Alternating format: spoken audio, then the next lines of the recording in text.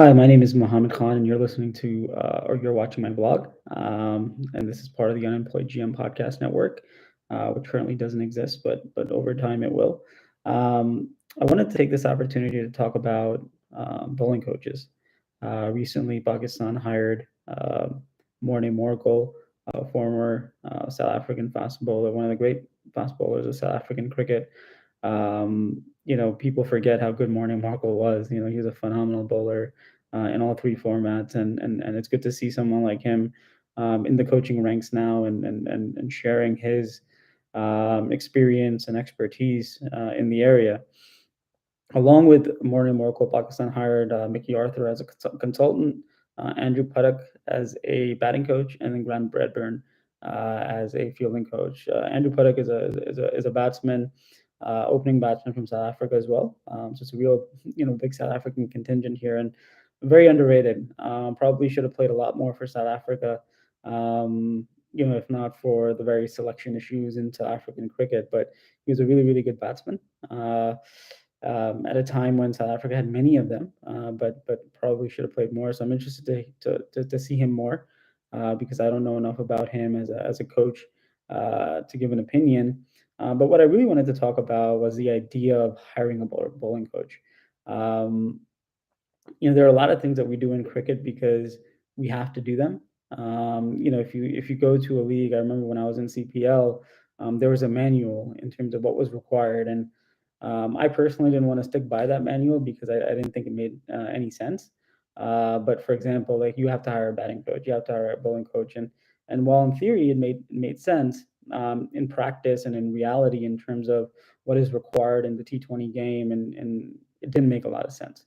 I'm not an advocate for a bowling coach, not anymore, not the way that cricket is played today, not keeping in mind how specialized the game is today.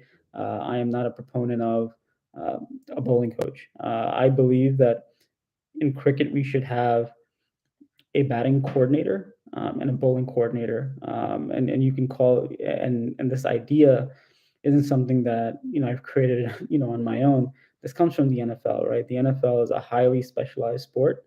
In the NFL, they have a head coach, they have an offensive coordinator, and they have a defensive coordinator. The offensive coordinator and the defensive coordinator operate under the head coach, and they're essentially kind of assistant head coaches. The offensive coordinator runs the entire offense. He builds the strategy um, and the entire program on that side of the ball. And on the defensive side, a defensive coordinator is responsible for everything that happens on the defensive side of the ball. It's important to remember or to know in football, there are 53 players on a roster, right? So it's a big roster. And there's no overlap, right? The guys that are playing defense are defenders. The guys that are playing offense are offensive players, right? So they're essentially split into two, and then you have your special teamers as well, your kicker, your punter, etc. And so under the defensive coordinator, for example, or the offensive coordinator, there are a host of specialist coaches, right? So if you've watched football, a quarterback is really important, right? He's the one who's running the offense. Um, so most teams, every team in the NFL has a quarterbacks coach. He's a specialist quarterbacks coach. His job is to work with the quarterback, to develop him, to help him, to make sure that he's authoring the plays, or executing the plays correctly, among other things, right? There's a running backs coach, there's a wide receivers coach, there's a tight end coach. These are all specialist positions, right? And so why should cricket be different? What if you look at bowling and cricket, it is highly specialized. It is highly specialized. Imagine the role of an opening bowler in Test cricket, for example, is different. First of all, there's three formats. The second thing is each format is so different in nature that there's even specialization within the format, right? So if you think about new ball bowling is a specific skill, and it is actually different in all of the formats, right? So new ball bowling in Test cricket is different on different pitches, in different environments. In one day cricket is different. In T20 cricket is different. T10 cricket is different. Death bowling, a completely different phase of the game that you don't see in Test cricket, but you definitely see in one day cricket and T20 cricket. Very, very important. It's kind of a different skill, right? There are different types of guys that do that. There are very few guys that are amazing with the new ball. They're amazing in the middle phase, and they're really good in the last phase of the game, right? Different skill, right? Um, Bowling in the middle phase, right? Your workhorse type bowlers. When I think about workhorse type bowlers, I think about really butchering the pronunciation of that workhorse. Someone like a Rauf Takharanjum, who played for Pakistan, was really good at coming in the middle of an innings and bowling his 10 overs in a one-day game, hammering those lengths, ball after ball after ball, that consistency. It's a very different type of skill, right? We see Harish Rauf do a lot of that now. We've seen Hassan Ali previously do that. Um, it's a different skill. Then, if you look at spin bowling, completely different, right? If you look at left arm spin, you look at someone like an Imad Wasim, very different type of left arm spinner to Mohammad Nawaz or a Rangana Herat, very different, right? It's the same with leg spin, right? You have your Shahid Afrizis of the world who are these kind of fast leg spinners who are almost kind of like these pseudo spin seam type spinners versus kind of your toss it up in the air, your Mushtaq Ahmed types. You're very different. Shane Warne is probably the best example of that. Very different, right? And they're different in all formats, right? We saw Rashid Khan, how dominant Rashid is in T20 cricket. The opportunity, and obviously he hasn't played a lot of first class cricket, but when he played against India in a test match, he struggled, right? He struggled because it's a different skill, it's a different game. The same with off spin, right? You have your traditional off spinners like a Sajid Khan type, a Graham Swan type, or Nathan Lyon type, who kind of spin the ball one way, or they don't have too many tricks in their bag. They're very much angle dependent. The environment, their accuracy. They don't have that dusra, for example, like a Saeed Ajmal. So now you're saying that all of these guys that are completely different um, fall under one coach. Morning Morkel, right? Who was a fast bowler, who was an opening fast bowler, or sometimes came in first change. Would have to look at it, but I remember him doing both.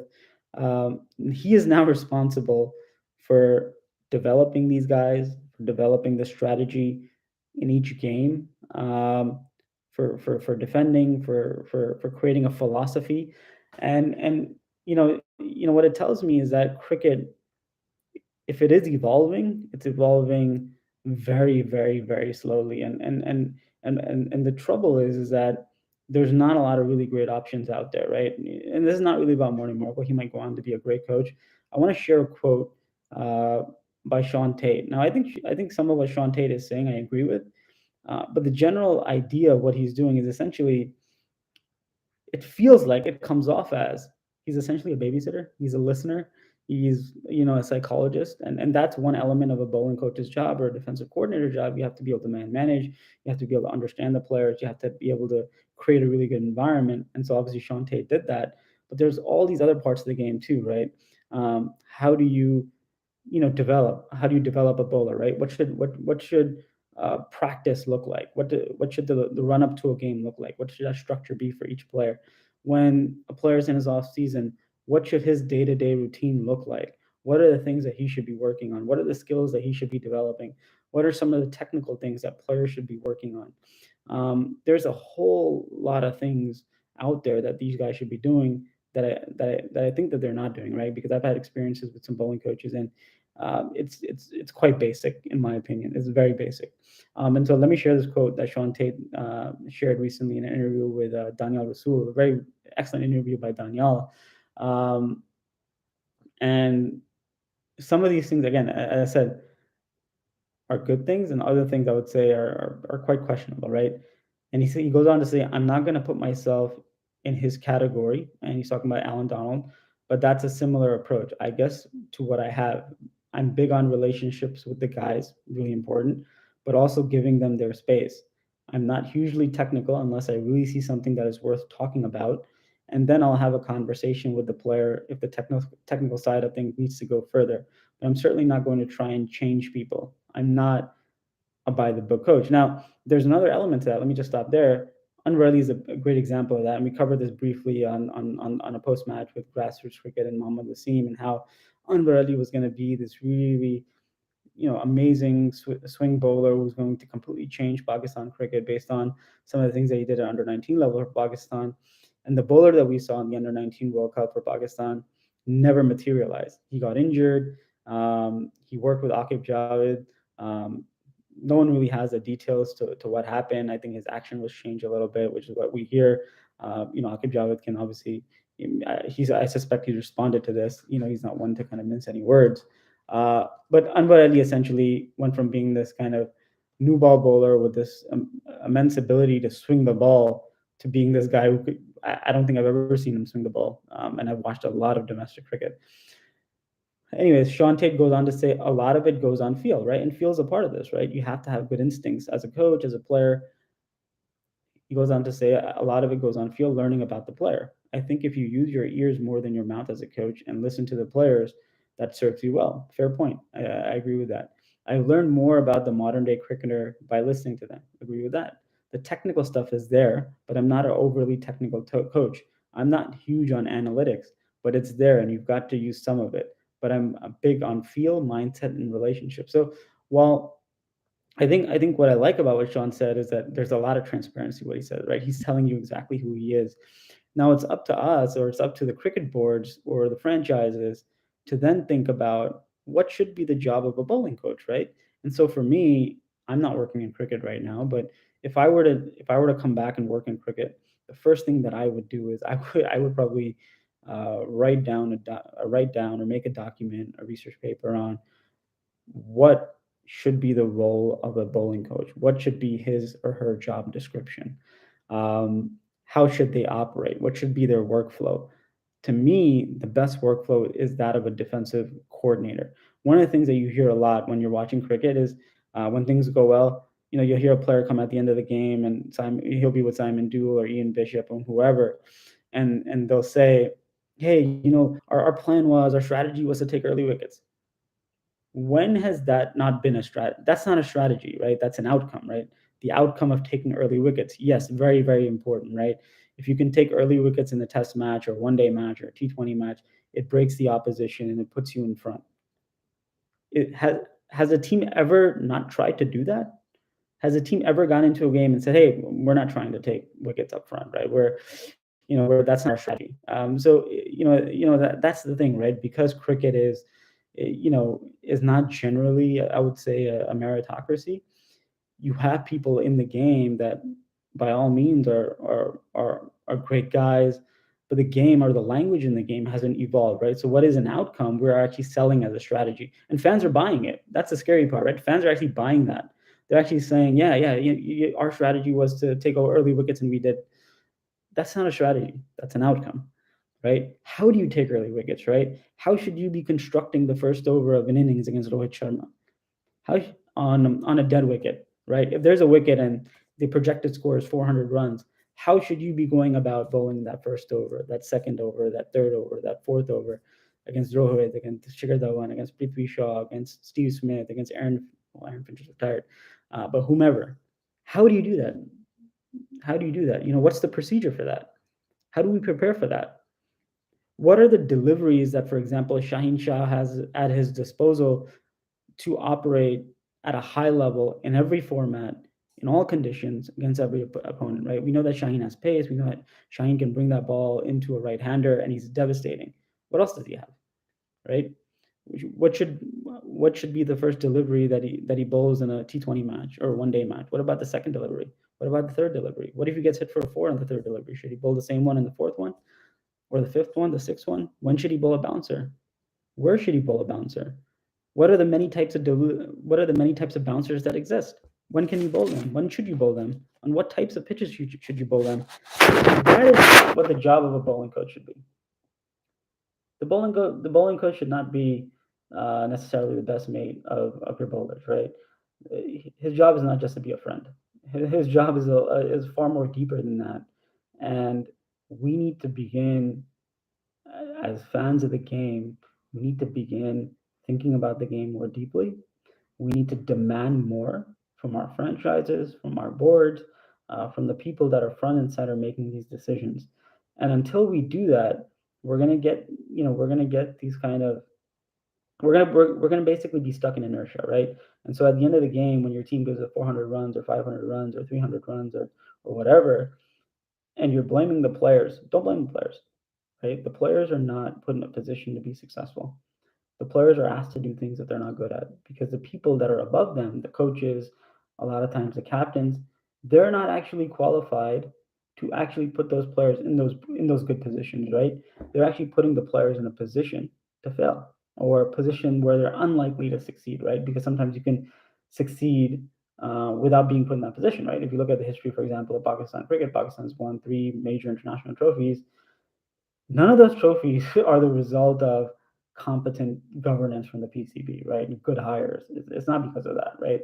A lot of it is just it's luck. It's being at the right place at the right time, right? And I think 90, even 92, you know, I look at 92 oftentimes, and obviously you can talk about the element of luck. 92 is really connected to 87. It's really connected to what happened at the end of 87.